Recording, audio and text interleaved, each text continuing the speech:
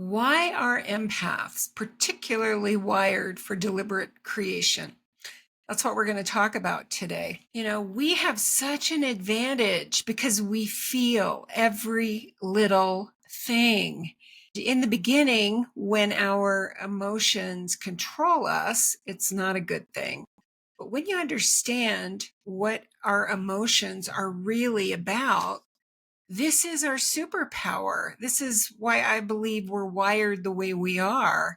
We're here to bring in a different reality. We're here to bring about a whole new world. So how does this work?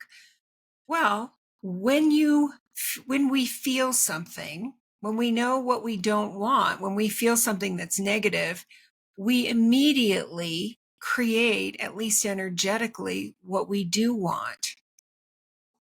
It's done. If you're not in a happy relationship, it means I want a better relationship. Even if you can't consciously articulate that yet, energetically, you've created that. If we look at the world, and there's a lot to look at the world about right now. A lot of things are not working and a lot of things are falling apart. So we look at it and feel this, no, this can't be our future. We feel the negativity and immediately, automatically, we have created the kind of world that we do want. So what most people don't realize is that our emotions are there to help us make a decision. When we take out part of the brain that controls emotion, we can't make decisions. So your emotions are there to help you choose. And that is exactly how we create a new world. We look at something that we don't prefer, we feel it, we automatically create energetically what we do prefer. And then with our conscious mind, we choose. We choose where to place our energy. We choose what to focus on. We choose what action to take so that the energy and the actions are aligned.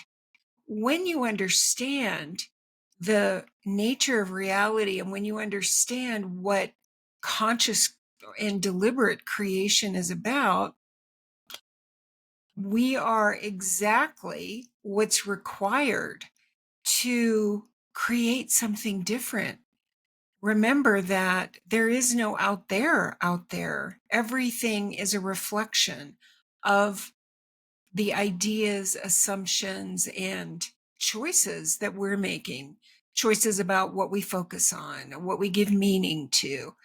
The way to change the world is to change ourselves. It's by changing what we focus on, what we give life to with our awareness.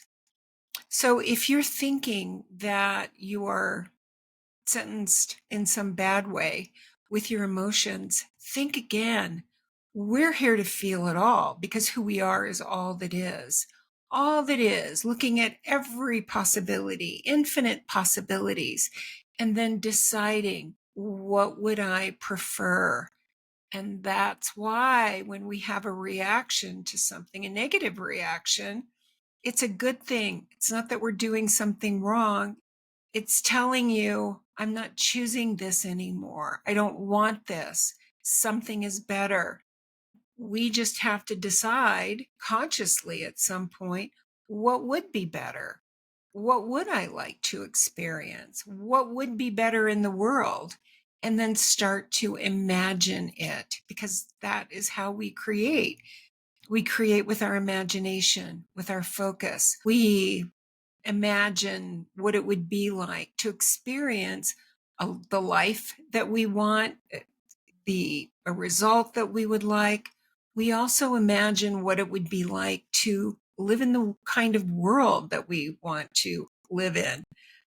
I think this is really huge right now with so much going on in politics. It's the beginning of July as I record this. So rather than feeling powerless and tossed about by our emotions, they are the greatest gift that we could have, because we feel everything before anybody else does. People that are more logically oriented and who live in their heads don't notice the beginnings of sadness, don't notice the beginning of discomfort. They just don't notice it until it gets really huge. So use your superpower in the way that it's intended. Decide what you would prefer. Use everything in your life as information. And then if it feels good, great. We want more of that. If it doesn't feel good, then make a decision. Make a decision about what you would prefer. And also just know that this thing that you want, whether it's more peace, more money, a better relationship, it's already done. It's already done, because we live in a non-linear universe. We live in a sea of probabilities and parallel realities. And so in order for us to even think something, to translate energy into a thought, it has to be there first. The thing that we want already exists, and we just tuned into it. So use your emotions, everything as information to consciously create a life that you would love and a world that you would love. Thanks for listening, guys. Subscribe if you haven't. Thanks.